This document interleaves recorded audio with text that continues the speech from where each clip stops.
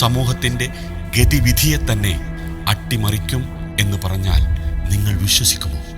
2001 September 11 അമേരിക്കയിലെ New York world trade centre ആക്രമണം ലോകത്ത് ചെലുത്തിയ സ്വാധീനത്തിൻ്റെ കണക്ക് പുസ്തകം തുറന്നാൽ അക്ഷരാർത്ഥത്തിൽ നാം നടുങ്ങും.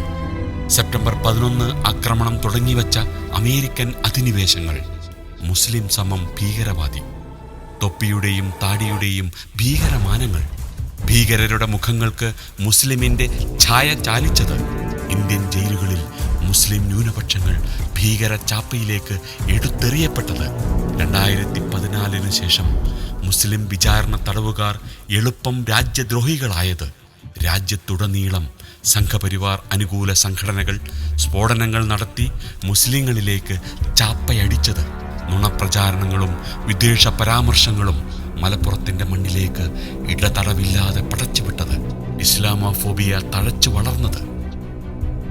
അമേരിക്കയുടെ സെപ്റ്റംബർ 11 ആക്രമണം പടച്ചുവിട്ടതോ അതോ പൊട്ടിപ്പുറപ്പെട്ടതോ?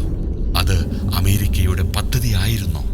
സെപ്റ്റംബർ 11 തുടർന്നുള്ള ലോകവീക്ഷണത്തെ സ്വാധീനിച്ച ഘടകങ്ങൾ, സാംസ്കാരിക സാമൂഹിക വ്യാഖ്യാനങ്ങളിൽ വന്ന വിപുലമായ മാറ്റം എന്നിവയെ മുൻനിർത്തി justice and solidarity conference July 12 എറണാകുളത്ത് വെച്ച് നടക്കുന്നു.